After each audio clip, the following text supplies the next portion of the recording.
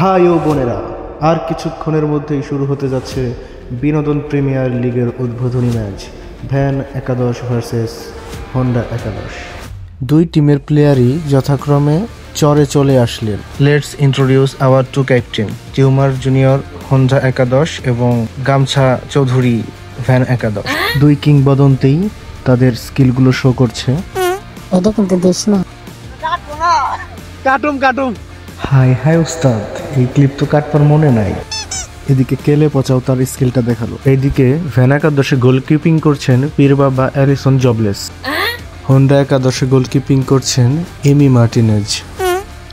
আর ইনি হচ্ছেন হলুলুলু থেকে আগত আমাদের বিখ্যাত কমেন্টেটর।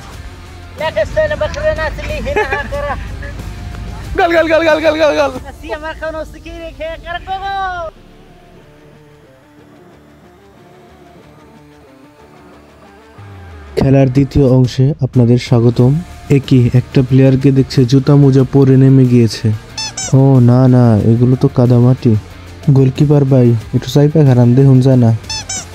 এদিকে মাঠ চলে যাচ্ছে বলের বাইরে। Time is over. হোন্ডা একাদশ এক গোলে ম্যাচটি জিতে নিলেন। ম্যাচ হারের পর ভ্যান একাদশের প্লেয়ারের মুখের দিকে তাকানোই যাচ্ছিল না। অতি শোকে পাথর হয়ে তারা বালি ছুটতে থাকে। অপোনেন্টের প্লেয়ারকে ধরে পানিতে ছুঁড়ে মারে। ম্যাচ হারার পর লিটন দাস তো শিশির ভাবির উপর দোষ দেয়। দেখা যাক ভ্যান একাদশ কার উপর দোষ দেয়।